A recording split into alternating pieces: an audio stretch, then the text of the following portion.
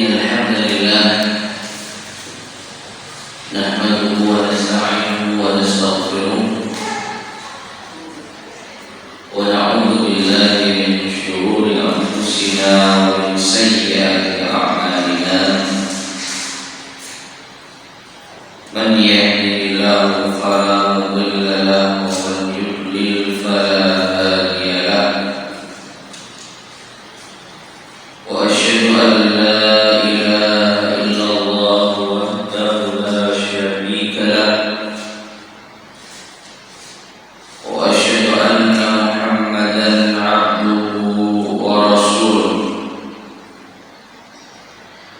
اللهم صل وسلم وبارك على نبينا محمد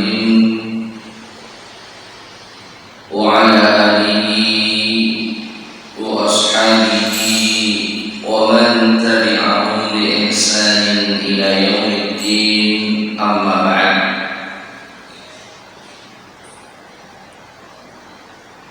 Ma'asyiral muslimin, ibu sekalian rahimani wa rahimakumullah. Alhamdulillah, segala puji bagi Allah Subhanahu wa taala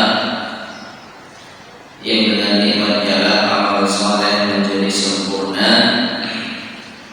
Kita bisa melanjutkan kembali kajian kita membahas kitab Al-Wajiz fi Fiqh Sunnati wal Kitab Al-Aziz yang disusun oleh Fadilatul Syekh Abdul Halim Al-Badawi hafizahullah ta'ala.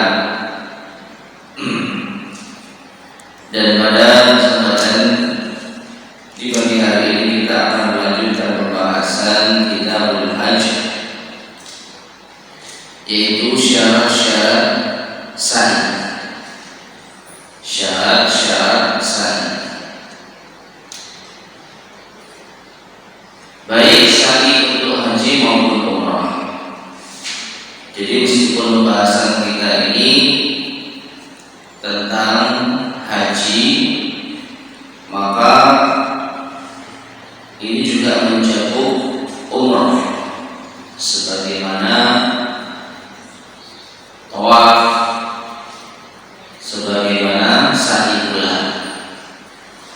Jadi ketika kita membahas tentang syarat-syarat sa'i yang ada di dalam kitab haji, maka ini juga termasuk sa'i di dalam umrah.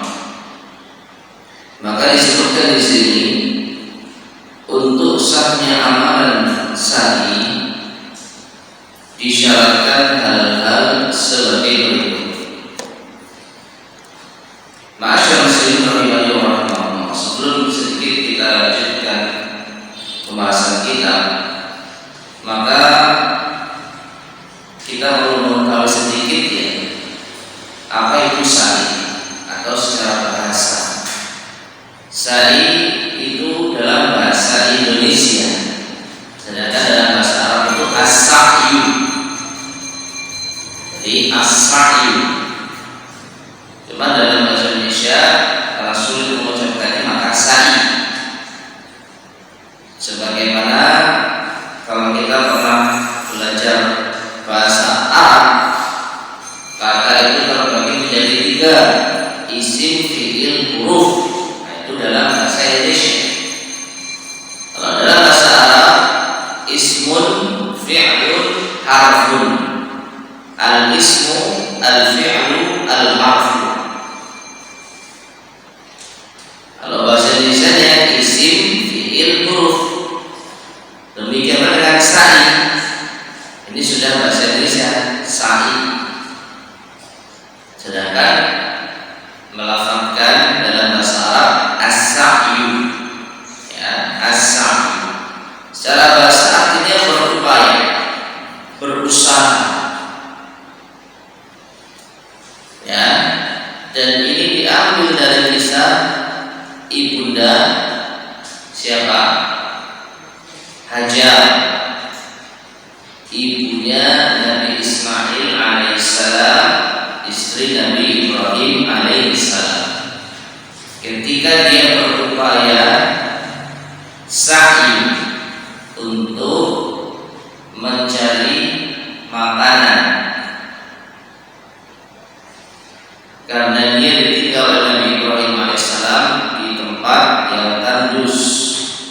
tidak ada tanaman tumbuhan, sehingga ibunda Hajar berupaya untuk mencari makanan atau minuman dan bantuan, hingga akhirnya beliau naik ke bukit Sofa. Naik ke bukit Sofa yang dahulu jelas bukit dataran tinggi yang menggundul gitu ya, untuk melihat mengamati. Lalu turun dari bukit Sofa, lari menuju bukit Marwah. Naiklah ke bukit Marwah, melakukan hal yang serupa, mengamati, melihat, dan mencoba untuk mencari sesuatu. Dari bukit Marwah turun lagi di kaki bukit, lari lagi sampai ke kaki bukit Sofa. Naik ke bukit Sofa melakukan hal yang serupa, dan ini dilakukan sebanyak 7 kali.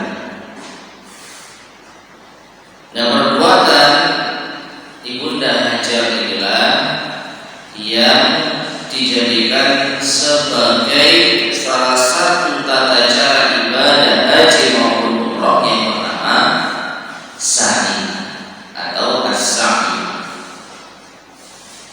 Nah, sekarang kita masuk pada pembahasan sa'i dalam Islam. Syarat-syarat sa'i, maka yang pertama hendaknya dilakukan 7 kali. Berarti kalau sa'inya kurang dari 7 kali tidak sah. Kalau sa'inya kurang dari 7 kali tidak sah. Nah, bagaimana menghitung 7 kali? Yang kedua, hendaknya dimulai dari Sofa dan diakhiri di Marwah.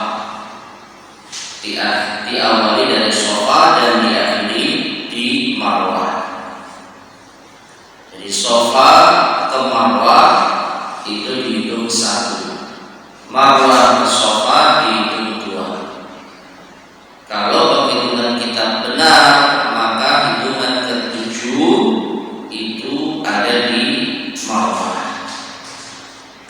Kalau sampai kita menghitung 7 itu di Sofa, maka berarti hitungan kita salah.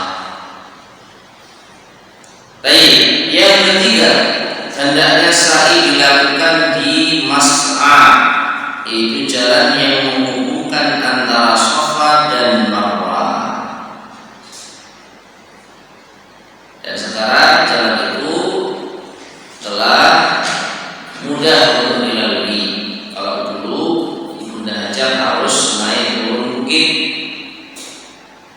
Yang namanya bukit ya tentu permukaan tanahnya keras, bebatuan, menanjak, dan juga panas. Adapun sekarang sa'i dilakukan dengan mudah, tidak perlu menanjak. Kecuali hanya sedikit saja di sebagian lokasi itu ada sedikit menanjak.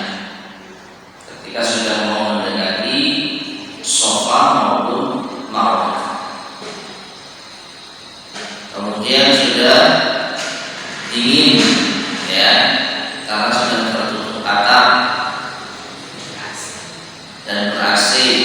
Jadi sebanyak apapun orang yang sa'i, maka kita tidak akan merasa kepanasan ya. Nah, ini berdasarkan amalan Rasulullah SAW, dan beliau bersabda, "Khudhu anni manasikakum."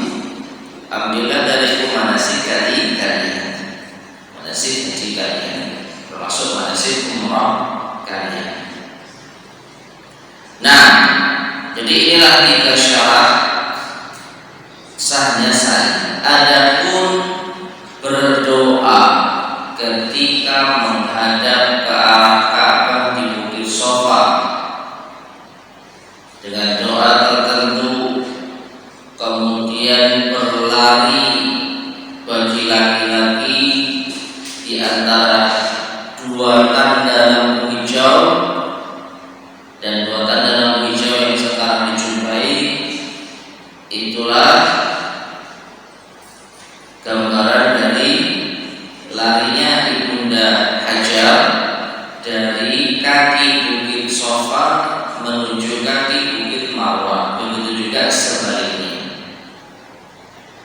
yang namanya bukit itu kan gundukan tanah. Ketika sudah sampai di dasar, yaitu kaki bukit, maka jalan itu mendatar, jalan rata. Nah disitulah Ibunda Hajar lari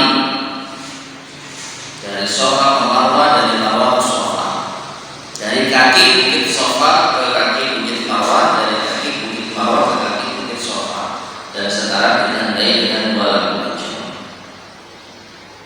Maka ini bukan termasuk syarat apabila berlari.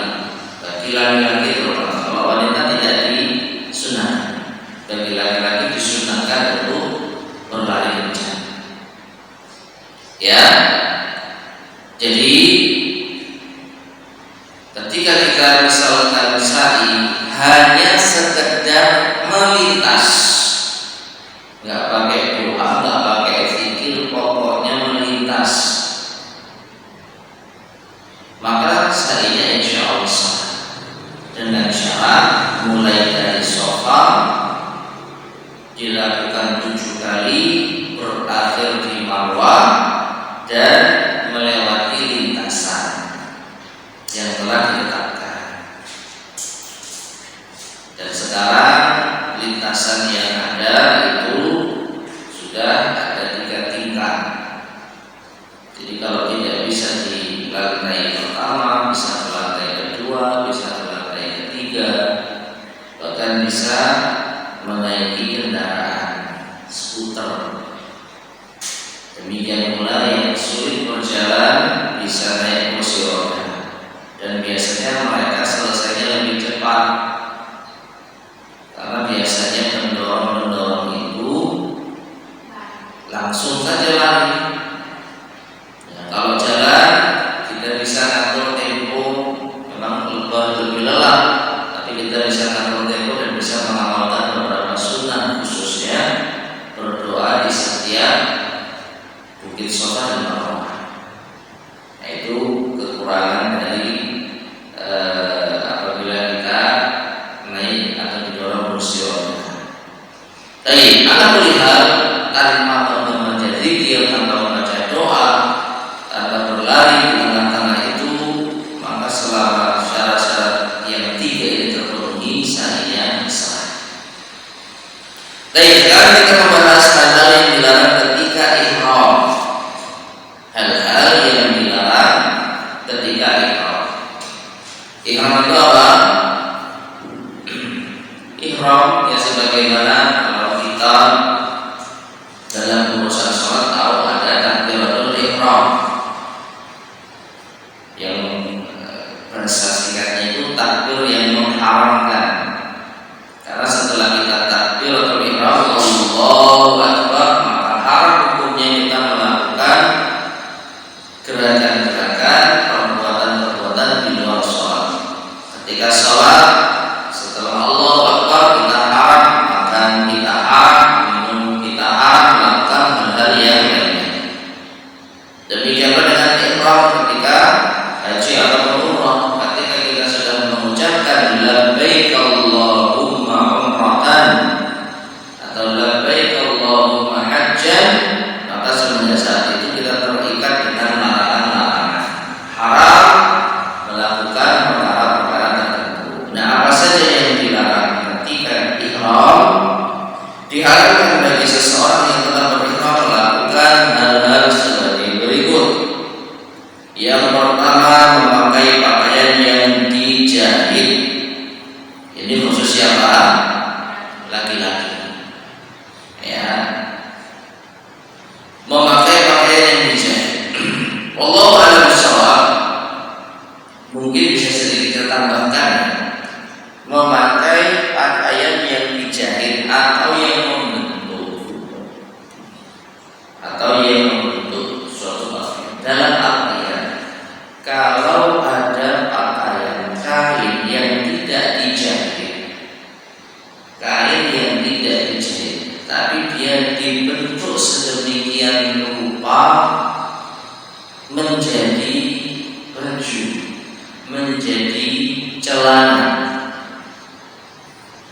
Misalkan apa? Tanpa ada jahitan tapi ada lubang-lubang dan ada tali-tali.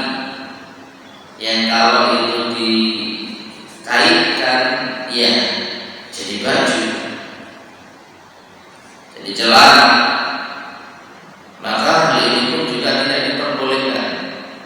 Jadi yang dimaksud berjahit di sini itu apa? Membentuk. Dan sebaliknya, kalau ada pakaian kain yang dia tidak membentuk meskipun berjahit, maka diperbolehkan. Contoh kain ihram. Kain ihram itu kalau kita perhatikan ada di antaranya yang berjahit, entah itu logo travel, ya, entah itu jahitan di pojok kain supaya kain itu tidak jatuh-jatuh kainnya, tidak merotoli gitu ya bahasa Jawa, tidak jerawut-jerawut bahasa Jawanya, maka dijahit. Tapi karena kain ini tidak membentuk tubuh seperti pakaian, maka dibolehkan. Demikian pula ketika kita ihram memakai tas, dan tentu saja tas itu apa? Berjahit. Jadi yang dipermasalahkan sebenarnya bukan berjahitnya, tetapi apa? Membentuknya. Dan rata-rata pakaian yang membentuk itu dijahit. Baik, ini dilarang berdasarkan hadis Ibnu Umar radhiyallahu anhu, anna rajulan qala ya Rasulullah, ma yalbasul muhrimu min as-siyab. Wahai Rasulullah, pakaian apakah yang dipakai oleh seorang yang ihram? Qala Rasulullah sallallahu alaihi wasallam, maka Rasulullah sallallahu alaihi wasallam, la yalbasil qumusa atau qumusa wala al-amaima wala as-sarawilat wala al-baradisa wala al-khifaf.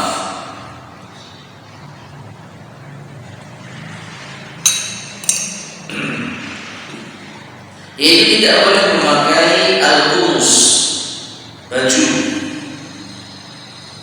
baik baju lengan pendek, lengan panjang, baik jubah, gamis, jadi laki-laki ya. Juga tidak boleh memakai imamah, surban, tidak boleh memakai sirwal, celana, tidak boleh memakai al-baranis, penutup kepala, baik peci, kopiah, belangkon, apapun itu yang menutup kepala, wala khifaf, dan juga tidak boleh menggunakan sepatu.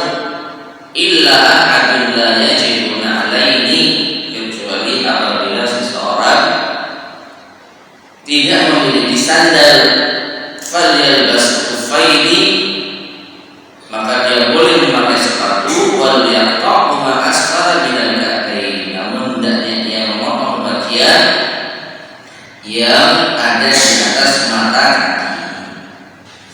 Ya, jadi kalau nggak punya sandal boleh pakai sepatu, tapi sepatunya tidak boleh melebihi mata kaki.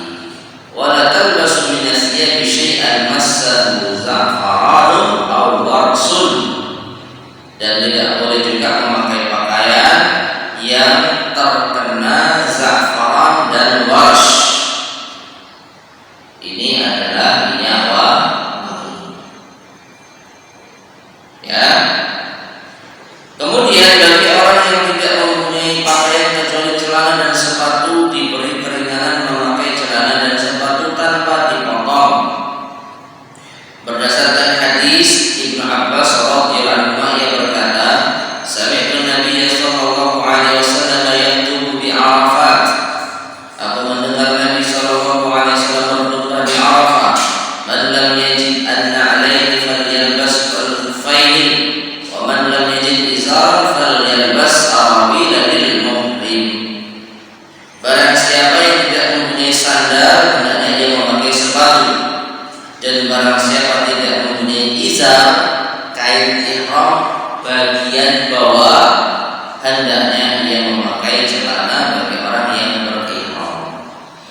Baik, masyarakat muslimin rahimani wa rahimakumullah. Jadi dalam kondisi darurat, dalam kondisi tidak memiliki pakaian ihram, maka boleh memakai celana. sandal, maka boleh memakai sepatu. Itu pun harus dipotong bagian di atas mata kakinya. Nah, dari sini maka ada hal-hal yang dilarang itu menjadi boleh dalam kondisi darurat. Namun kalau kita amati di zaman sekarang, ya Allah alam bisa, ya hampir tidak ada orang yang tidak mampu tidak memiliki kain ihram. Hampir tidak masuk logika zaman sekarang orang tidak punya kain ihram. Dalam artian tidak bisa memiliki kain ihram. Punya celana tapi tidak punya kain ihram, kayaknya tidak masuk akal di zaman sekarang. Ya. Ditambah lagi mau berangkat ke sana butuh harta yang cukup, bisa beli tiket pesawat, tidak bisa beli kain ihram, tidak masuk akal. Ya. Tapi kalau memang ada kondisi yang mungkin saja orang dari Mekah sana yang miskin tapi dia nggak suka minta-minta, dia punya pakaian hanya melekat di tubuhnya saja, dan itu misalkan tidak ada kain ihram, dan dia nggak suka meminta-minta, tidak mengharap belas kasih orang, maka bisa jadi. Ya. Namun untuk orang-orang secara umum ini nggak masuk akal. Tapi setidaknya kita tahu ya, secara hukum kalau nggak punya kain ihram boleh pakai celana, kalau nggak punya sandal boleh pakai sepatu. Yang kedua, larangan yang berikutnya menutup wajah dan kedua tangan bagi wanita. Wanita yang sudah masuk di dalam ihram, maka dia tidak boleh menutup wajah dan kedua tangannya. Menutup wajah dengan cadar, menutup kedua tangan dengan sarung tangan. Begitu dia mengucapkan labbaik Allahumma umratan atau labbaik Allahumma hajjan, maka itu semua dilepas. Ini berdasarkan hadis Ibnu Umar bahwa Nabi sallallahu alaihi wasallam bersabda, la tantaqibul mar'atul mu'rimatu wa la talbasul quffazain. Bagi wanita yang berihram tidak boleh memakai niqab, penutup muka atau cadar, dan juga kaos tangan atau sarung tangan. Nah, namun ia boleh menutup mukanya, menutup wajahnya jika ada laki-laki yang lewat, berdasarkan hadis Hisham bin Urwah dari Fatimah binti Al-Mundhir. Ia berkata, kami menutup muka kami sedangkan kami tengah berihram, dan bersama kami Asma binti Abi Bakar As-Siddiq radhiyallahu ta'ala. Namun dijelaskan oleh para ulama, menutup muka ketika melewati laki-laki itu dengan jilbab, bukan dengan menutup muka yang sudah tidak kenal cadar. Jadi gimana kalau merasa dia melewati laki-laki dan sebagainya, dia tutupkan mukanya dengan jilbabnya, dengan kerudungnya. Ya. Dan kalau kita perhatikan masyarakat muslimin rahimahullah, di zaman dahulu mungkin ketika umrah, ketika haji itu bisa meminimalisir bertemu dengan laki-laki. Karena yang umrah ada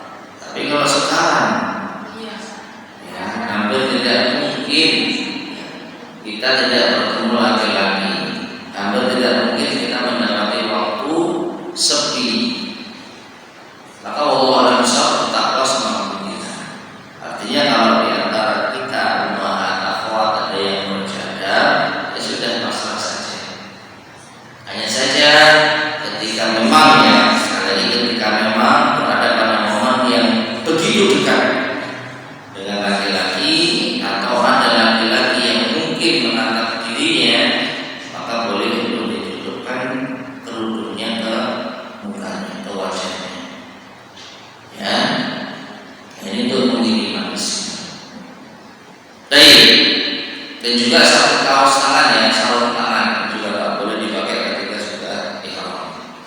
Yang ketiga, menutup kepala bagi laki-laki baik dengan surban atau yang lainnya. Berdasarkan sabda Rasulullah sallallahu alaihi wasallam dalam hadis Ibnu Umar, la yalbasul qumusa wal amaimah. Tidak boleh memakai baju, pakaian dan imamah, yaitu surban, termasuk juga peci, topi, apalagi ya, yang jelas pakaian ya, tidak boleh menutup kepala.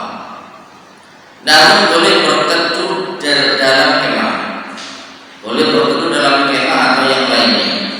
Berdasarkan hadis Jabir yang lalu, Rasulullah SAW memerintahkan untuk mendirikan kemah, maka didirikan untuk beliau kemah di Namirah. Kemudian beliau mampir di kemah tersebut. Intinya kemah itu menutupi ruangan sehingga kita tidak kepanasan dan juga kehujanan. Artinya kepala kita tidak langsung mengarah ke atas langit. Kalau seperti ini diperbolehkan.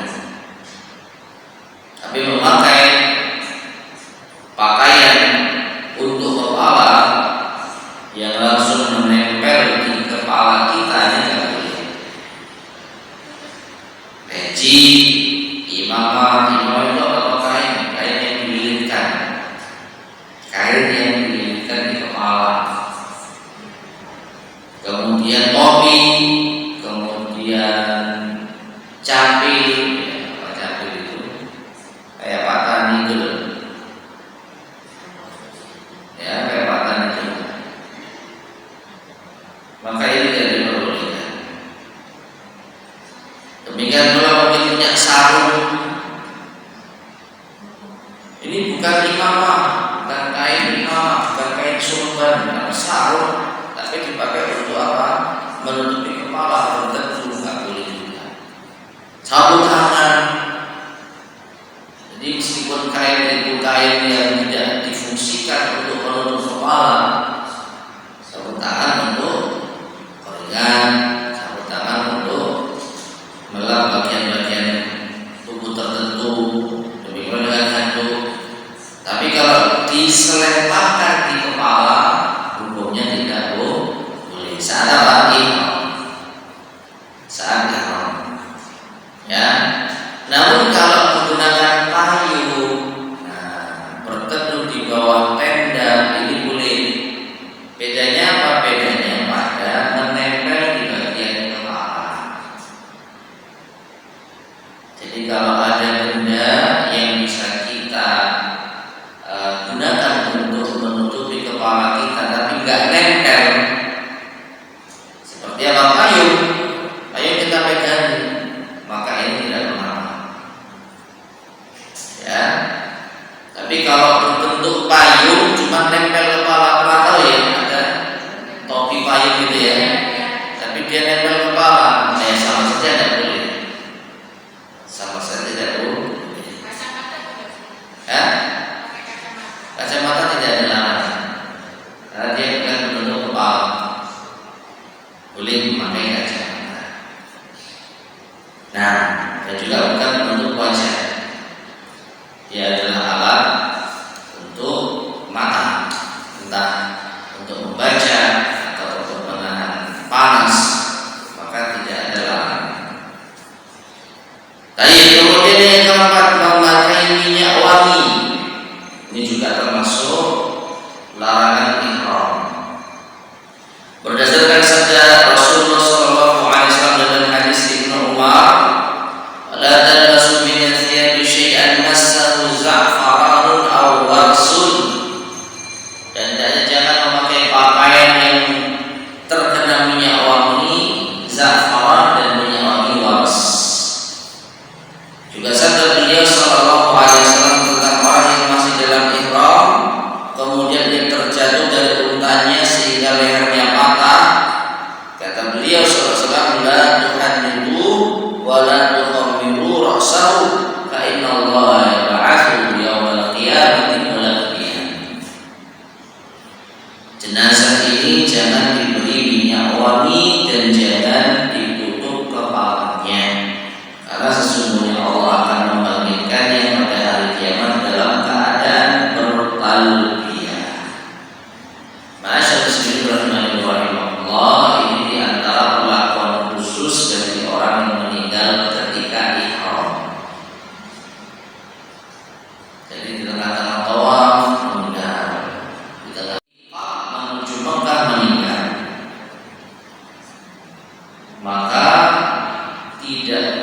boleh untuk diberi minyak wangi, tidak boleh untuk ditutup kepalanya ketika dirawat jenazahnya. Ya, ini menunjukkan ketika sudah meninggal saja tidak boleh pakaian ihramnya dan tubuhnya terkena minyak wangi, apalagi ketika masih hidup. Namun diperbolehkan memakai minyak wangi sebelum ihram, itu pun di bagian badan, di bagian badan. Ya, jadi habis mandi, misalnya kalau sekarang itu umumnya mandinya itu di hotel, bukan di tempat mikot. Umumnya. Jadi di hotel itu sudah pakai ihram dan mandi sebelumnya. Jadi mandi di hotel, habis mandi pakai minyak wangi di badan tidak apa, meskipun setelah itu memakai pakaian ihram. Yang tidak boleh itu mengolesi minyak wangi pada pakaian ihram atau memakai minyak wangi meskipun di badan setelah ihram. Nah, itu baru tidak boleh. Tapi kalau memakai minyak wangi di badan sebelum ihram, apa hukumnya? Boleh nggak? Boleh. Justru ini dianjurkan. Jadi habis mandi pakai minyak wangi di badan, mau itu deodoran, mau itu minyak wangi yang asli, dioleskan di badan, di leher. Wangi ya wangi memang. Setelah itu memakai pakaian ihram, masih wangi ya nggak apa-apa. Kalau perempuan berbeda, Bu. Perempuan justru dilarang memakai minyak wangi, bukan hanya saat ihram saja. Ya, di rumah boleh pakai minyak wangi, nanti kalau keluar dilarang. Ada larangannya, ya. Ke masjid dilarang pakai minyak wangi. Minyak wangi yang apa? Yang aromanya itu menyengat, semerbak gitu ya. Tapi kalau hanya sekedar deodoran ya untuk supaya tidak bau badan, tapi baunya tidak menyeruak gitu ya, maka Allah semoga tidak apa-apa.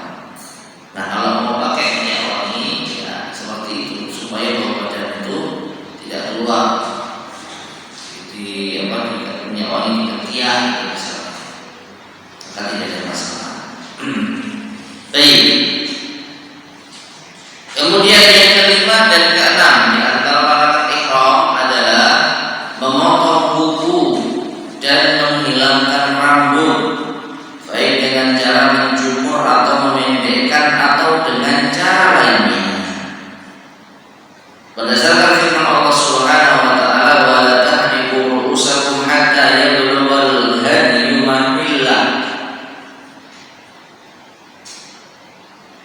Dan janganlah kalian mencukur kepala kalian sebelum kurban sampai ke tempat penyembelihannya. Ini kalau haji, kalau umrah sebelum selesai sa'y. Para ulama juga sepakat akan haramnya memotong kuku bagi orang yang berihram. Kalau di ayat tadi apa? Dilarang potong rambut. Ya. Adapun potong kuku, para ulama sepakat ini haram bagi orang yang terganggu. Nah, kemudian bagi orang yang terganggu dengan keberadaan rambutnya, boleh mencukur rambut tersebut dan dia wajib membayar fidyah denda berdasarkan firman Allah Subhanahu wa taala dalam surat Al-Baqarah ayat 196. "Wa man kana minkum maridan aw bihi adam min ra'si fa fidyatun min siyamin aw shadaqatin aw nusuk." Maka barang siapa di antara kalian yang ada sesuatu di rambutnya, di kepala yang sakit, ada penyakit yang mengganggu kepala sehingga rambut harus dipotong. Kalau tidak, membahayakan. Maka boleh untuk mencukur rambut, tetapi dia harus membayar fidyah, denda, yaitu berpuasa atau bersedekah atau berkurban. Ya, jadi dia tidak berdosa ketika mencukur rambut. Misalnya ada luka di kepala, misalkan saat ihram, qadarullah ya, semoga ini tidak terjadi, kejatuhan sesuatu dari atas benda keras. Mungkin saat tawaf tiba-tiba kejatuhan pam, kena kepalanya apa? Luka, mengeluarkan darah. Dan pengobatan tidak bisa maksimal kalau bagian rambut yang ada lukanya tidak dicukur. Mau nggak mau dicukur baru diobati, setidaknya dikasih perban. Setelah itu baru bisa melanjutkan umrahnya. Maka boleh, tetapi dia harus membayar fidyah. Ya, dia harus membayar fidyah. Baik. Dan juga hadis yang diriwayatkan dari Ka'ab bin Ujrah, anna Nabiy sallallahu alaihi wasallam marra bihi wa huwa bil Hudaybiyah, bahwa Nabi sallallahu alaihi wasallam pernah melewati, yaitu beliau Ka'ab bin Ujrah di Hudaybiyah, yaitu mendekati Mekah, ya, sebelum masuk kota Mekah. Wa huwa muhrimun, dalam keadaan ihram. Wa huwa yuqidu tahta qidrin, pada saat itu ia menyalakan api di bawah panci. Wal qamru yatahafatu ala wajhihi, sedangkan kutunya berjatuhan di wajahnya satu demi satu. Faqal, maka Rasul sallallahu alaihi wasallam mengatakan, ayyudzika hawa buka hadi, apakah kamu terganggu dengan kutumu ini? Qala na'am, kata Ka'ab bin Ujrah, iya. Qala, maka Rasul mengatakan, fa'lik ra'sak, maka engkau boleh mencukur rambutmu. Wa'adlim farqan baina sittati masakin, dan berilah makan satu far, yaitu 3 sa' untuk 6 orang miskin. Au sum thalathata ayyam, atau puasa 3 hari. Awin suk nasikatan, atau sembelihlah seekor hewan kurban. Ya. Jadi sahabat ini, jemaah sekalian, sedang terkena penyakit di kepalanya. Apa? Banyak kutunya, otomatis gatal dan terganggu. Kalau kutunya sedikit mungkin bisa dipekani dia,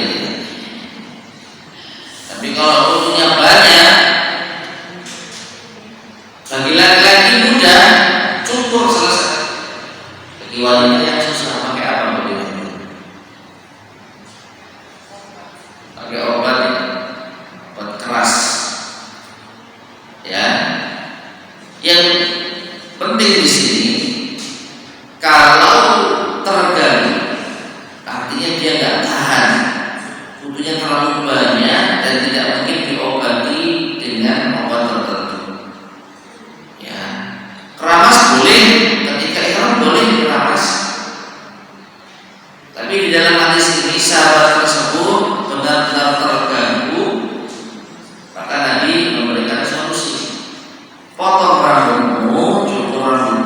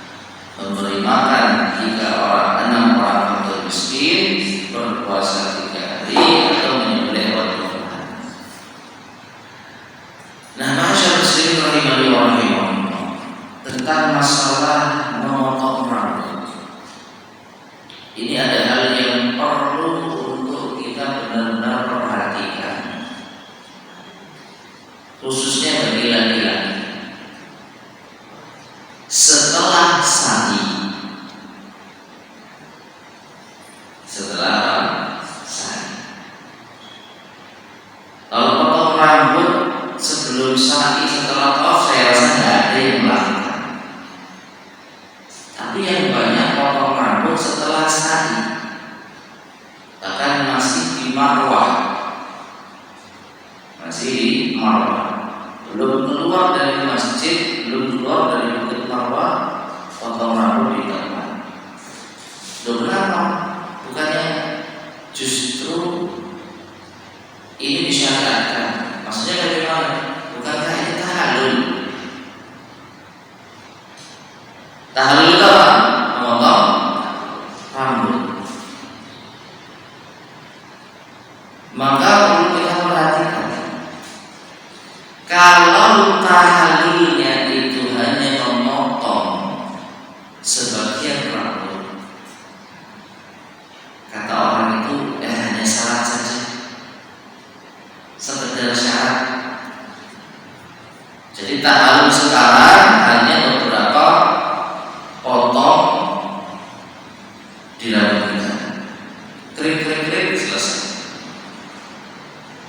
Kalau hanya ini, maka Allah a'lam bishawab apa yang dikatakan. Maksudnya bagaimana? Rasulullah SAW hanya menyebutkan orang yang memotong gundul botak dengan cepat. Allahumma ighfir lil muhalliqin, disebutkan dengan ya Allah, ampunilah orang-orang yang memotong gundul. Ya Allah, ampunilah orang-orang yang memotong gundul. Ya Allah, ampunilah orang-orang yang memotong gundul. Baru Allah Rasulullah mendoakan orang yang memotong cepat hanya sekali. Ya Allah, Allahumma ighfir lil muqassirin. Ya Allah, ampunilah orang-orang yang memotong cepat. Cepat itu tidak sampai gundul, nanti potong pendek.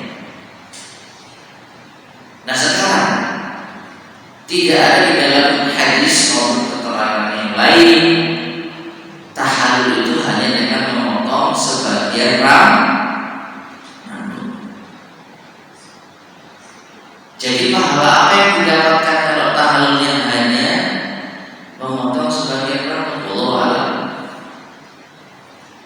Tapi kalau itu diniatkan tahallul beneran, ya tetap sah umrohnya, tetap sah umrohnya. Cuma ya sudah, itu tahallulnya. Artinya apa?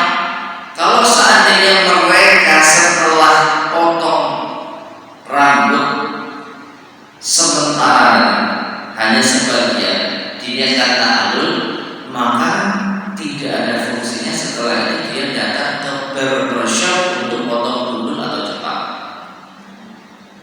Sekarang sudah tahallul, ya, belum. Kenapa kok masuk ke barbershop? Ya potong rambut, misalkan gitu ya. Lah apa gunanya potong rambut sekarang? Oh tadi sudah tahallul kok. Jadi tahallul Anda kapan? Tadi saat di Marwah hanya beberapa potong rambut. Keutamaannya apa? Allah a'lam.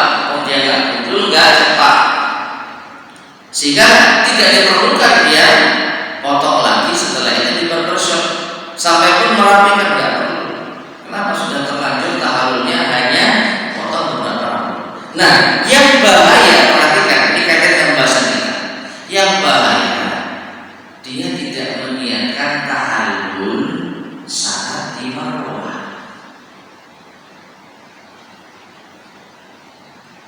Jadi dia memotong rambut itu tidak ada niatan tahallul. Niat tahallulnya nanti setelah di barbershop. Ini hanya sementara, ini hanya formalitas. Tahallulnya kapan? Yang beneran ya nanti ketika sudah di tempat cukur. Nah sekarang main ya hanya formalitas. Kalau Anda berniat tahallul di tempat cukur di barbershop, lalu Anda potong rambut setelah sa'i dari Marwah, berarti Anda telah melakukan larangan ihram. Ya. Di antara larangan ihram apa? Memotong rambut. Nah sekarang sederhana, tahallulnya kapan? Itu aja. Tahallulnya kapan? Tahallulnya ya setelah sa'i. Oh, tahallulnya gimana? Potong rambut sebagian sudah, nanti pahala Anda Allah a'lam bishawab.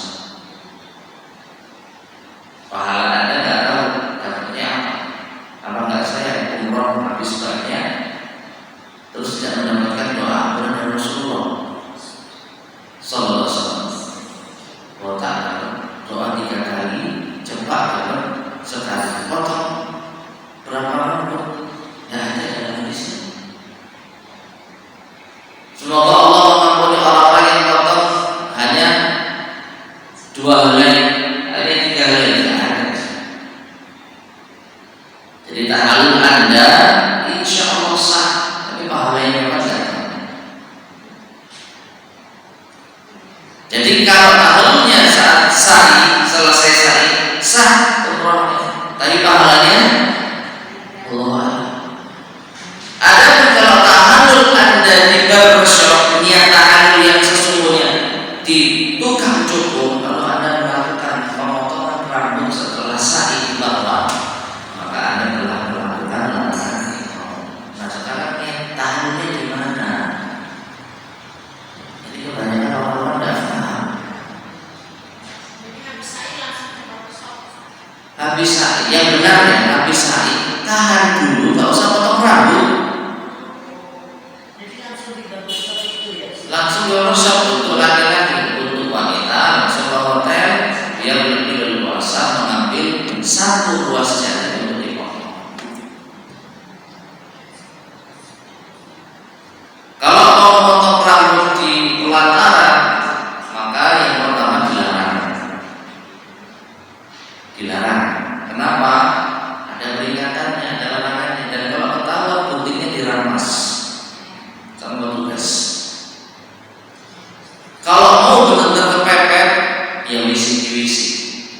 Jadi ibu yang mau tahallul, kalau ibu kan nggak perlu potong sama barbershop kan, cukup sesama wanita. Ayo setelah dari marwah keluar ke WC, ya di WC perempuan kan tidak mengapa terbuka rambutnya. Ayo kamu potong saya, ambil satu ruas jari, potong, selesai. Sah, ya, umrohnya sah.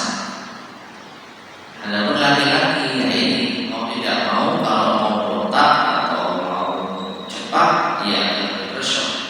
Kecuali bahwa alat cukur sendiri itu pun juga tidak boleh kalau di pelataran, di marwah, masuk wis. Tapi daripada repot gitu ya, ke barbershop. Gak tahan mau ngapain sih? Emang setelah sa'i ada hal mendesak apa? Apakah mau langsung nikah? Habis saya harus keburu nikah. Misalnya gitu ya. Jadi mau nggak mau harus segera tahallul supaya boleh nikah. Ini dari kata-katanya mustahil. Habis sa'i, habis umroh saya mau pakai minyak wangi, saya habis beli minyak wangi yang enak. Ya nunggulah setelah selesai tahallul. Dan itu perkara yang mudah. Artinya kita lo bisa menahan larangan-larangan ihram berjam-jam sejak kapan? Sejak kita ambil ihram di miqat sampai selesai sa'i. Kalau miqatnya di Madinah, perjalanan 5 jam 6 jam, ditambah lagi istirahat sebentar 1 jam di hotel, ditambah lagi umroh katakanlah paling cepat 3 jam, 8 jam, bahkan 9 jam, bahkan bisa 10 jam. Kita bisa menahan dari larangan-larangan ihram. Kita bisa menahan dan pakai minyak wangi, bisa menahan tidak berjumpa dengan suami istri, bisa menahan tidak memakai pakaian yang berjahit membentuk. Kenapa Anda tidak bisa menahan hanya setengah jam setelah sa'i jalan ke barbershop, hanya setengah jam? Keburu-buru apa sih sehingga Anda itu tahallulnya di marwah? Apa yang menjadikan Anda tergesa-gesa untuk tahallul di marwah hanya dengan memotong sebagian rambut? Ya karena nggak paham tadi. Seakan-akan kalau sudah selesai sa'i harus tahallul saat itu. Ya ini gitu. Selesai sa'i kita bisa melakukan aktivitas yang lain dalam kondisi masih ihram. Kan kita habis sa'i nggak harus langsung pakai baju. Bajunya kan di hotel, mandi dulu kan. Ya sembari kita jalan ke hotel, langsung kita cukur. Sudah, itu sangat mudah. Nah ini jadi kebanyakan nggak paham sehingga ikut-ikutan. Habis sa'i harus cukur. Sah sekedar sah, apa yang mau dikejar, apa yang mau diburu.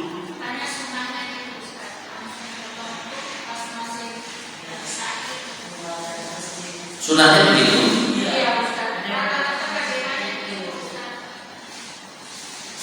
Kalau memang benar-benar sunnah ya langsung aja cukur habis gundul di situ. Tapi kenapa kok orang sebagian? Nah sekarang dalilnya mana?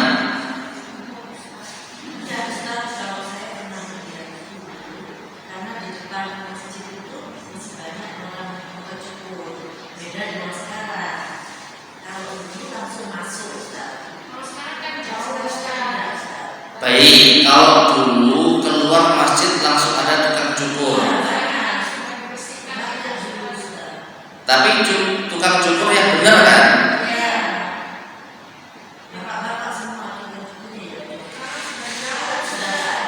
Ayo, jadi benar-benar bisa dikotak di tempat dan itu tidak melanggar aturan.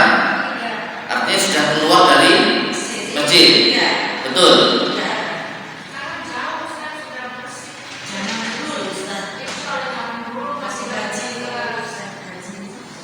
Iya.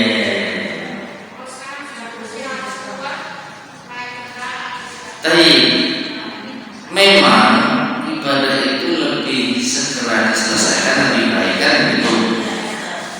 Kalau caranya benar, apa yang tadi disampaikan caranya benar. Cara yang lama di zaman dahulu keluar masjid ada tukang cukur, tidak melanggar aturan, bisa gundul, bisa potong cepat, bagus, bersegera dari kebaikan. Tapi kalau terhalang dengan kondisi, ya kita jangan mengorbankan keutamaan yang besar. Apa? Didoakan ampunan oleh Rasulullah 3 kali bagi yang gundul dan sekali bagi yang potong cepat. Kenapa kita tidak menahan sedikit supaya mendapat pahala yang lebih sempurna?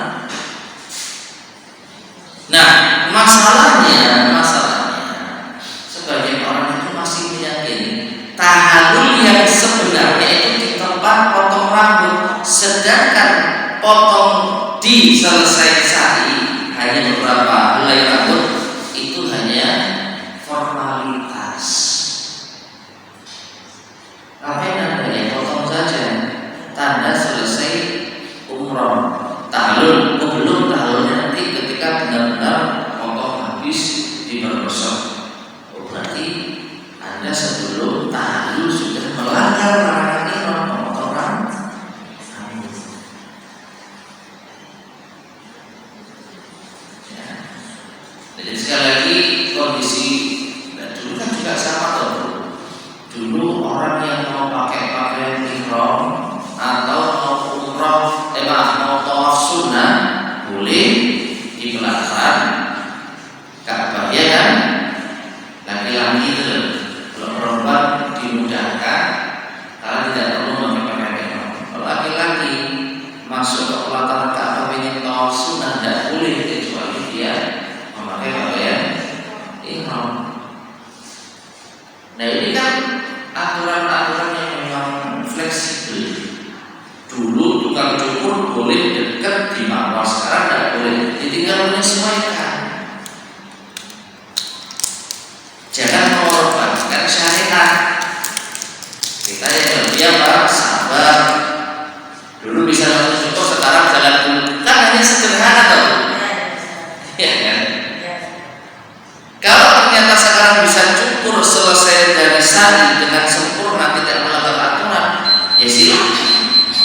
Cuma masalahnya sekarang melanggar aturan dan yang kedua nggak sempurna cukurnya, berarti kan mengorbankan syariat. Nah edukasi semacam ini ya Allah a'lam bishawab yang hanya didapatkan dari level-level yang sesuai dengan sunnah. Jadi kita merasa sayang kepada kaum muslimin, iman mereka sudah banyak mengeluarkan ruang, ya, tapi ternyata tidak maksimal di dalam mengelola ruang. Bahkan yang lebih miris lagi, ya Allah alam shawab, apa motivasinya berangkat umroh dengan pulang umroh itu tak ada perubahan dari rambutnya. Maksudnya gimana? Ya rambutnya sama seperti sebelum umroh. Lagi-lagi ya, kalau perempuan kan diambil cuma satu urus jari kayak getaran. Lagi-lagi ya bisa dikatakan perubahan fisik secara rambut itu ya terlihat jelas, karena habis umroh potong, gundul atau jepang pasti ada perubahan. Lainnya ada sebagian orang bahkan alam, ya meskipun tidak banyak ya, setidaknya 10%, 20% itu ketika kita jumpai misalnya di bandara mau pulang ke Indonesia, rambutnya kok masih panjang, gitu ya. Allah harus apa yang benar mereka? Entah mungkin malu, potong gundul dan rata-rata seperti ini. Jadi eman rambutnya,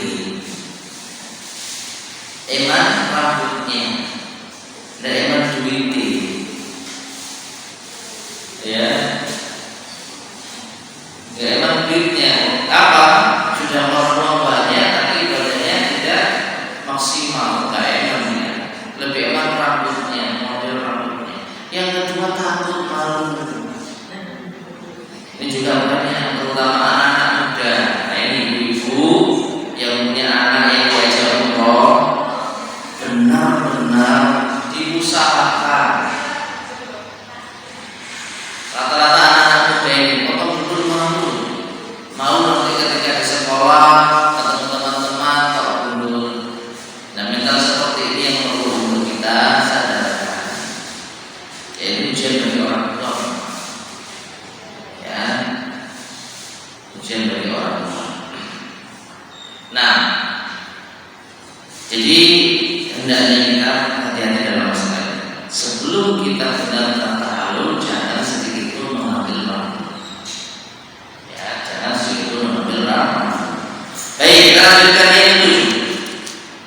Di antara rangkaian ihram berikutnya adalah berhubungan intim dan faktor-faktor yang dapat membuat tertarik untuk berhubungan intim, ya suami istri ya, berjumpa. Ini dilarang. Dan ini insya Allah bisa diminimalisir ya dengan kondisi ihram. Insya Allah ini bisa ditahan. Yang kedelapan, mengerjakan kemaksiatan. Ini secara umum ya.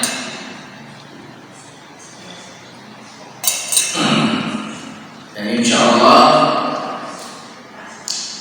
hawa untuk berbuat maksiat itu ketika kita melakukan ibadah haji maupun umrah itu benar-benar tidak ada. Artinya potensi untuk berbuat maksiat itu kecil sekali, kecuali memang orang-orang yang tidak mendapat hidayah dari Allah Subhanahu wa Ta'ala. Ya, makanya disebutkan dalam surat Al-Fatihah yang disebutkan kepada Ali bin Abi Thalib dalam masalah innal ardhal muqaddasata la tuqaddisu ahlaha. Sesungguhnya tanah suci tidak otomatis mensucikan penduduknya. Tanahnya suci, Mekah suci, tapi penduduk Mekah belum tentu suci hatinya. Dan mungkin kita saksikan sendiri ada maling, pencuri, orang yang menipu, pedagang-pedagang yang tak amanah,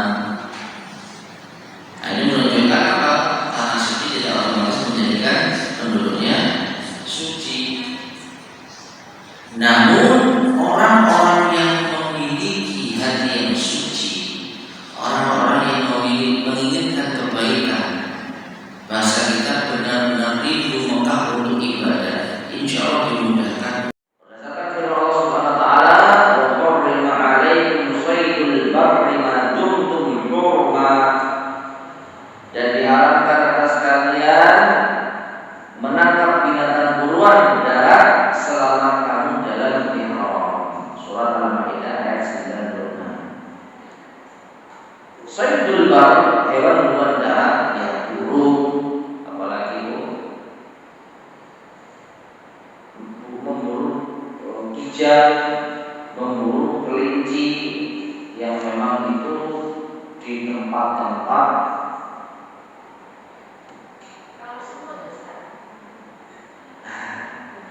Ini yang dilarang berburu. Kalau semut itu mengganggu boleh dibunuh, nyamuk mengganggu boleh dibunuh.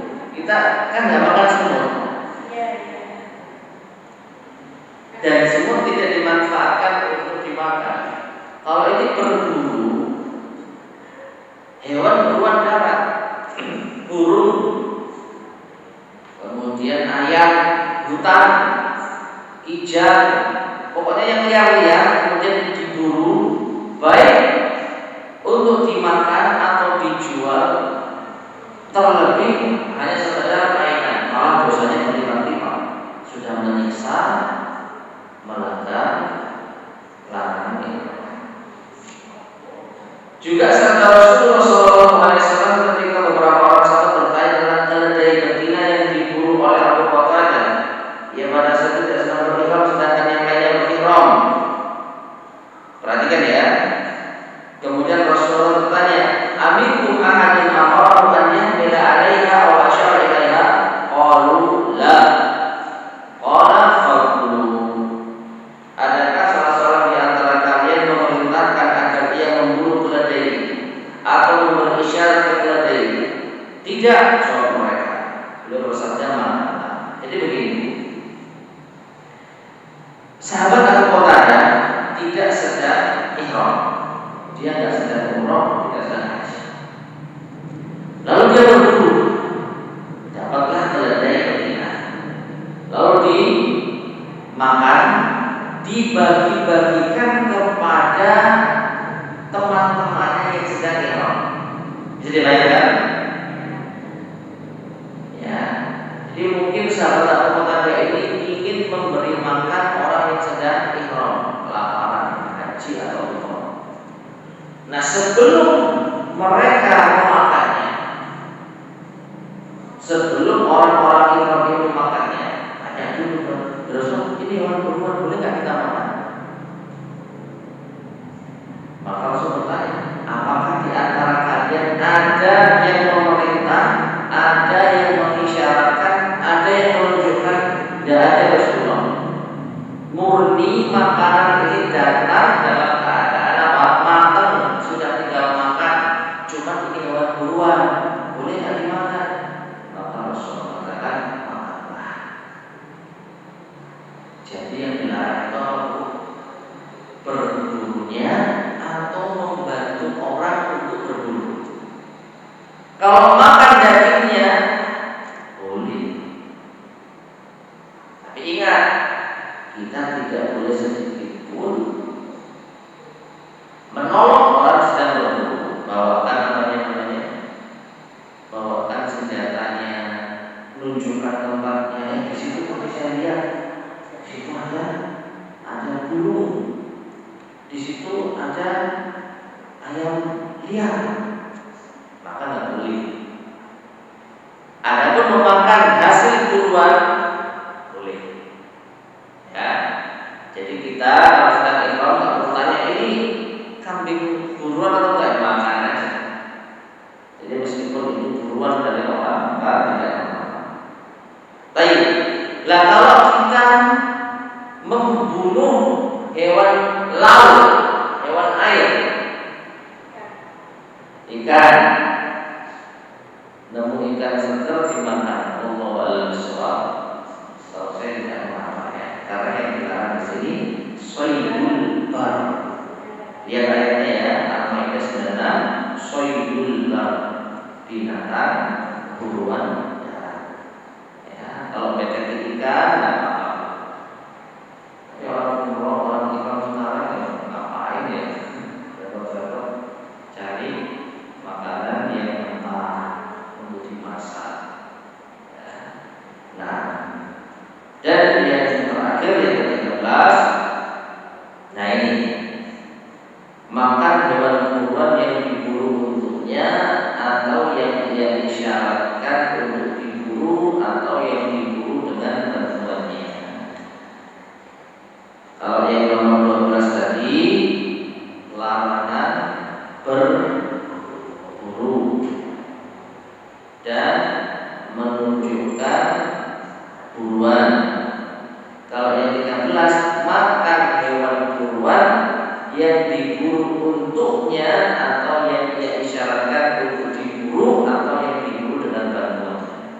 pokoknya makan hewan buruan yang dia terlibat di dalamnya.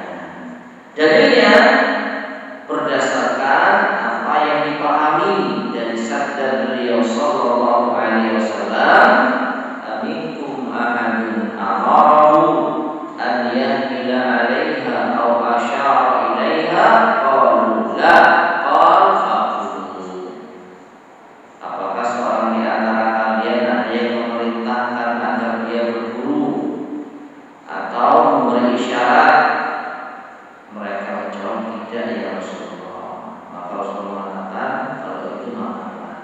Dipahami dari sini, kalau ternyata mereka ikut andil dalam perburuan itu, mereka tidak boleh makan hewan buruan. Ya, misalkan begini, ada orang sedang berburu, lalu kita sedang ihram, ditanya, tadi lihat nggak ada ayam jantan liar? Karena kita lihat, kita oh tadi di situ di balik pohon itu. Akhirnya yang berburu di balik pohon dapat, akhirnya dimasak, kita nggak boleh makan. Kenapa? Kita ikut menunjukkan. Meskipun kita sadar atau maaf, meskipun kita tidak sadar, kita telah membantu, insya Allah dimaafkan. Karena niat kita hanya menjawab pertanyaan. Kita tidak niat membantu perburuan. Jadi karena kita ditanya, ya jawab aja. Padahal kalau seandainya kita sadar, maka kita tidak boleh membantu. Gimana?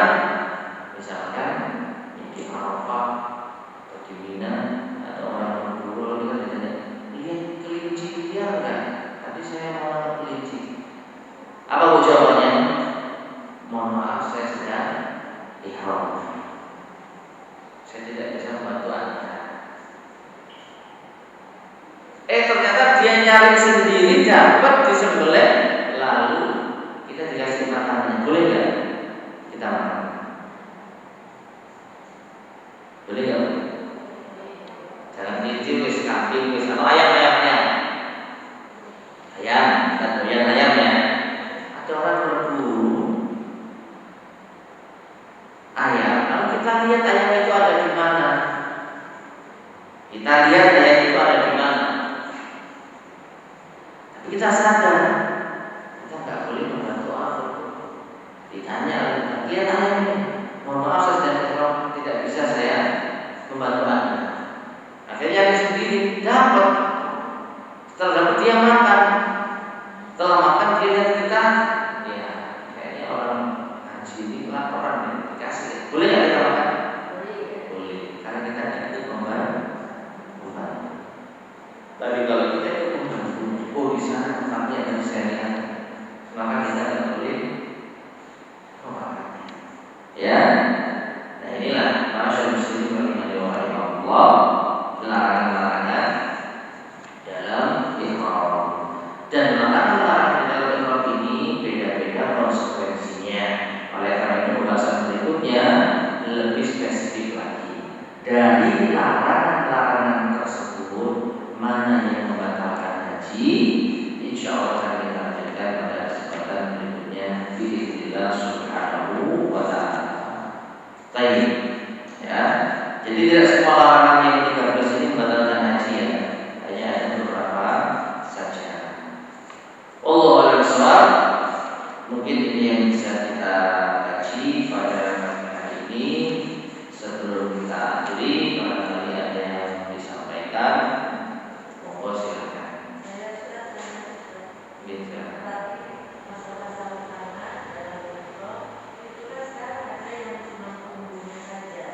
Kamu kurang jelas. Sudah pas apa? Sarung tangan. Sekarang ada yang hanya di punggung atas saja, boleh tidak? Baik. Sarung tangan yang hanya bagian atasnya saja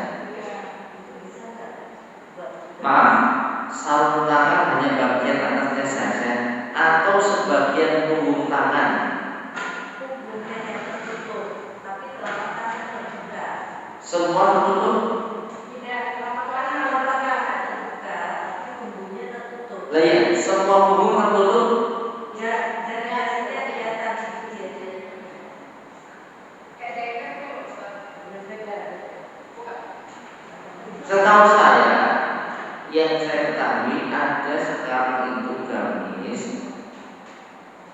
Di ujung lengan itu ada semacam tali yang disambungkan di jari tengah untuk mengunci gamis ini supaya mungkin enggak kalau lengannya diangkat itu enggak turun gitu loh. Beda, Ustaz. Beda. Bukan itu? Bukan. Ini sendiri. Jadi kita pasang tali, dia masuk ke dalam lengan yang panjang separuh sesiku, tapi ujung punggungnya tertutup dan ada naiknya di ujung tengah jari.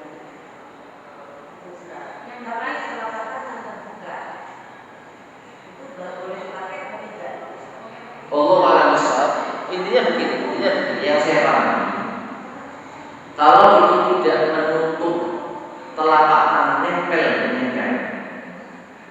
Jadi hanya yang saya pahami ya, hanya kelebihan lengan baju yang menutupi punggung, begitu bukan? Ini nempel seperti sarung tangan tidak sih? Iya. Nanti ada punggungnya saja yang menempel. Nah, maksud saya begini, saya kok nggak bisa bayangkan 5 jari ini nempel kain yang yang menyatu dengan gamis, tapi nggak ada bagian bawahnya, maksudnya gimana? Yang kedua itu ada lubang untuk ditaruh di jari tengah. Jari tengah saja. Iya. Nah berarti telunjuk, jari manis, jari kelingking, jempol kelihatan punggungnya. Kelihatan separuh. Nah berarti tidak menutupi itu, nggak apa-apa. Makanya itu saya pahami, yang pernah saya tahu. Jadi di jari tengah itu ada tali, ya, ada tali yang dimasukkan, kemudian sebagian punggung itu tertutupi. Sebagian punggung tertutupi, jadi dari kain itu semacam kayak ada motif semacam segitiga. Jadi sebagian punggung tertutupi, tapi jari telunjuk terbuka, jari tengah, jari apa? Tengah terbuka, jari manis terbuka. Hanya menutupi sebagian punggung bentuk segitiga. Yang saya tahu seperti itu. Nggak apa-apa. Itu bukan sarung tangan. Makanya yang saya tadi bingung, sarung tangan itu jempol tertutupi, telunjuk tertutupi, jari tengah tertutupi, benar-benar ngeklek jari, tapi bagian bawahnya terbuka. Ini saya nggak terbayang ini. Kayaknya nggak ada yang kayak gitu.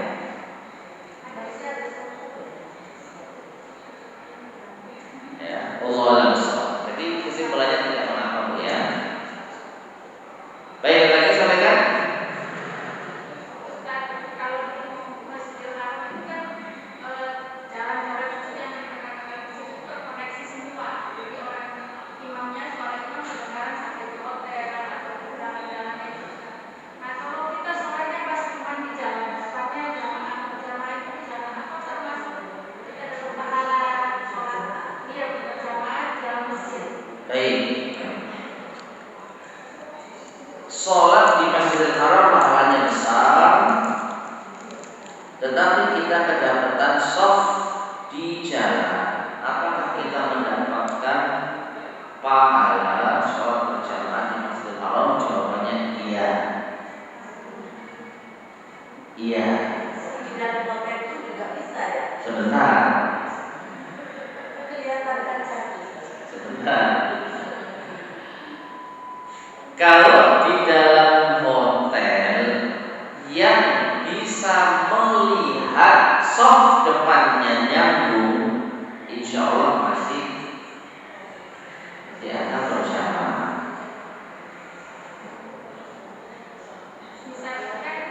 Misalkan di Al-Baik itu di Samsung, iya di Samsung itu. Ya, ada musola yang menghadap Masjidil Haram, lalu sholatnya di sana, gitu kan? Kalau pertanyaannya apakah sholat jamaahnya sah dan mendapatkan pahala sholat berjamaah itu? Iya. Kenapa? Karena dia masih bisa melihat shaf di depannya yang menyambung ke masjid. Tapi perhatikan, hanya ketika sholat berjamaah saja. Artinya iktikaf di sana nggak boleh. Iktikaf di mana? Di musola hotel yang ada persis di depan Masjidil Haram. Ya nggak boleh. Loh kok bisa? Tempat sholat di hotel yang menghadap Masjidil Haram itu hanya menjadi masjid, hanya mendapatkan keutamaan sholat berjamaah. Ya ketika sholat berjamaah saja. Ketika tidak sholat berjamaah itu tidak termasuk masjid. Sama seperti jalan. Jalan itu menjadi masjid dan kita sah sholat jamaah ketika ada sholat berjamaah dan nyambung. Selesai sholat berjamaah bubar, ya jalan. Pak, ya.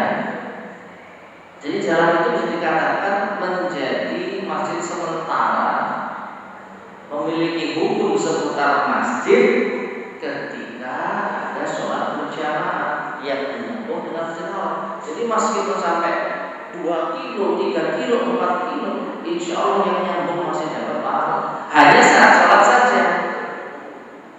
Tapi itikafnya ya nggak bisa. Itikaf di jalan ya nggak bisa. Itikaf di musola hotel ya nggak bisa. Ini kalau kita masih itikaf ya. Tapi kalau membahas sholat berjamaah, maka selama shaf itu menyambung dan kita bisa melihat shaf di depannya, itu masih dapat sholat jamaah dengan imam masjid. Allah Akbar.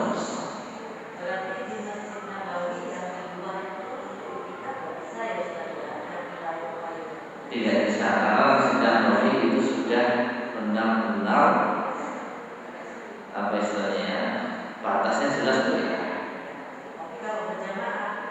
Kalau berjamaah dan nyambung ya apa? Kalau nyambung apa?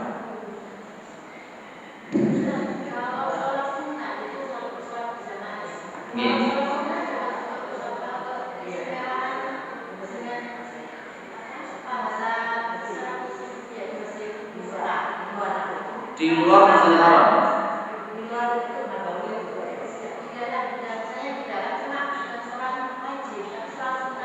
Oh iya, siapa? Iya, sholat di Masjidil Haram itu lebih baik dari 100.000 kali sholat di luar Masjidil Haram. Sholat apa? Sholat apa saja? Mau sholat duhanya, tahajudnya, sholat wajibnya, semua dapat.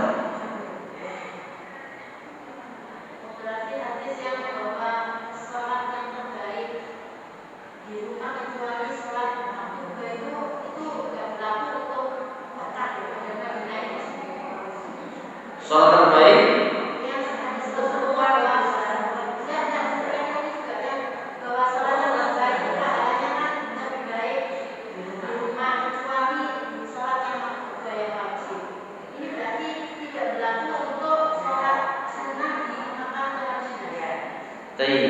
jadi begini Bu. Secara asal sholat sunnah yang terbaik itu bagi wanita terutama tetap di rumah. Karena dalam hadis disebutkan seorang wanita yang ingin sholat di Masjid Nabawi sampai kalau Nabi sholat di rumah pun juga tidak sholat di masjid ini. Jadi itu tetap apa? Yang terbaik. Namun yang terbaiknya bagi wanita tersebut sampaikan yang terbaiknya dalam bulan tersebut itu apabila memang wanita itu tinggal di sana. Artinya wanita ini meskipun tinggal dekat dengan Masjid Nabawi, tapi Nabi tetap mengatakan sholat di rumah lebih baik. Berarti seakan-akan kalau Masjid Nabawi itu sholatnya 1000 kali lipat, di rumah wanita itu lebih dari. Tapi sekarang kalau kita perbandingannya di rumah kita dengan di Madinah, apalagi kita bukan penduduk kota Madinah, ya. Dan tentu saja kita maksudnya ingin sholat di Masjid Nabawi itu 1000 kali lipat. Ya, kalau saya sih ya jangan melewatkan kesempatan itu. Termasuk sholat sunnahnya, ya, termasuk sholat sunnahnya. Jadi bagi wanita pun biasa saya tetap sholat di Masjid Al-Haram, Masjid Nabawi, baik sholat wajib maupun sholat sunnah.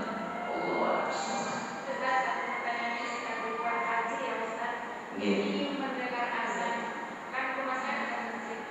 Apakah berlaku saya itu menjawab azan, menjawab azannya, dan berlaku juga saya berdoa sesudah azan?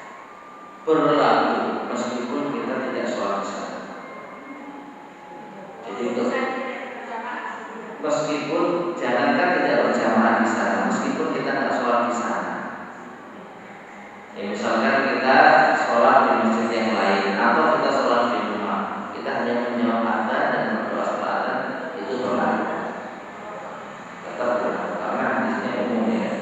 Siapa yang mendengarkan azan lalu berdoa setelah ini, dia dapat keutamaan. Allahu Akbar. Nggih.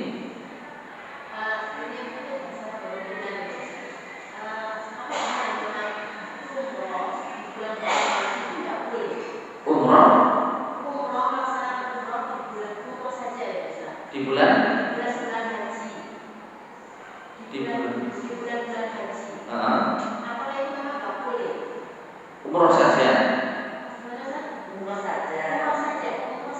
Artinya tidak sekalian haji. Tidak, umroh saja.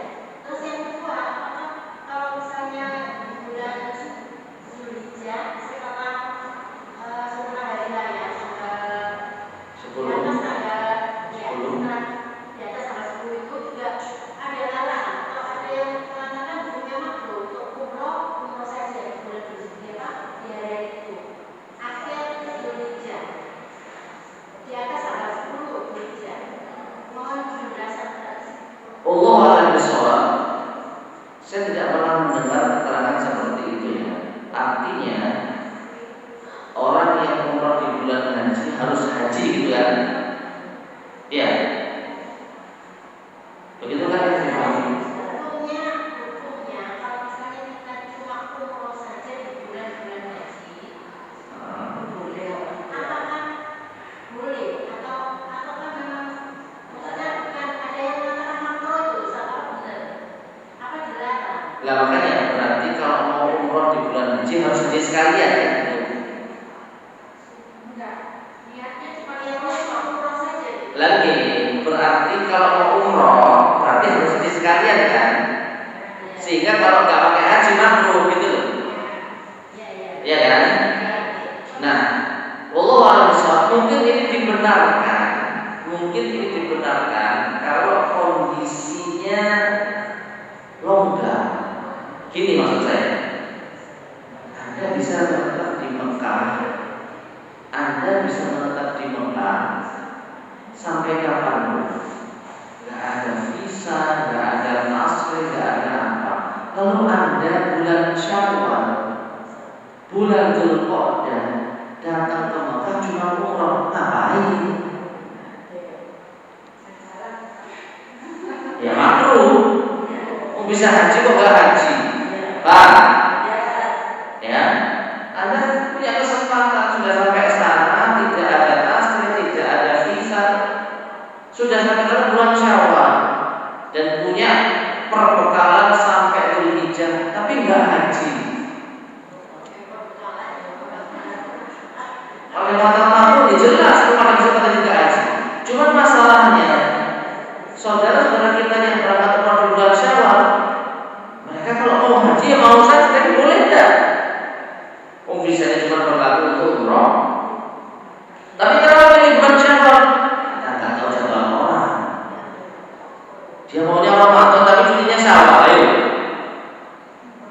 Kalau dia milih hari yang lain, nggak umroh dia.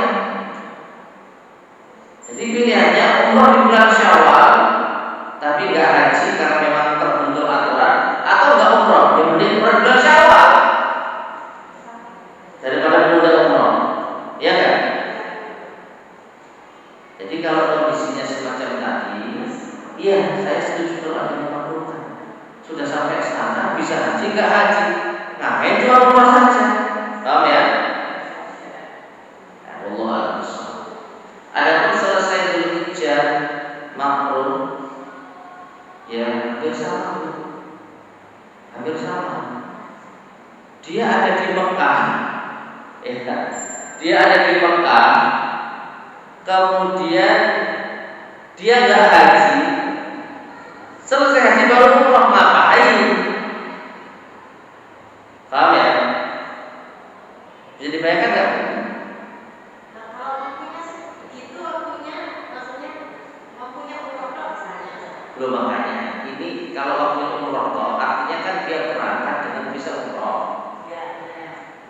Dan waktunya memang adanya segitu karena dia nggak bisa haji. Ini sama seperti tadi, bisanya cuma umroh di bulan Syawal, waktunya pas itu. Ini yang saya bahas, orang sudah ada di sana, orang sudah ada di Mekah, dia bisa haji, tapi dia nggak haji, malah umroh setelah haji, ngapain? Paham? Mana gitu loh, dia haji, ya kalau haji berarti nggak umroh bos. Paham? Dia sudah umroh dengan haji tamattu, kan sudah umroh duluan kan ya? Habis umroh, tahallul, tanggal 8 tarwiyah, haji. Setelah haji, ya nggak perlu umroh kan begitu? Berarti bukan orang yang sedang haji yang dibahas, tapi orang yang memang dia tidak haji baru umroh setelah selesai hari raya, gitu kan? Pertanyaan begitu kan? Nah sekarang pertanyaan saya, dia datangnya kapan? Baru setelah Lebaran kan? Berarti dia tidak ada di kota Mekah selama musim haji. Nah saya tanya, kenapa kok seperti itu? Jadwal libur saya begitu Ustaz. Berarti Anda memang bukan sengaja meninggalkan haji, memang nggak bisa haji, cuma dapat waktunya seperti sebentar lagi mungkin bulan Juli. Jadi haji sudah selesai, tapi jamaah haji masih belum pulang semua, sudah datang jamaah umroh, mungkin kan maksudnya? Sama seperti sama, misalnya sempatnya Juli. Nah yang saya sampaikan tadi, orang yang memang benar-benar ada kesempatan haji, tapi cuma umroh saja, alam benar kalau orang yang ada kesempatan haji tapi umroh saja selesai haji, ya benar kalau dikatakan makruh. Paham ya? Jadi kita lihat kondisinya, orang ini sudah ada di Mekah sejak kapan? Dan apakah memungkinkan bagi orang semacam ini untuk haji? Karena nggak ada tasrif, mungkin, tapi dia nggak haji cuma umroh. Jelas ya? Ada lagi tanyakan? Cukup ya? Baik, kita cukup sekian. Mudah-mudahan bermanfaat. Kalau lebihnya semua maaf, kita beri. Subhanallah wa bihamdika, asyhadu an la ilaha illa anta, astaghfiruka wa atubu ilaik. Walhamdulillahirabbil alamin. Assalamualaikum warahmatullahi wabarakatuh. Waalaikumsalam.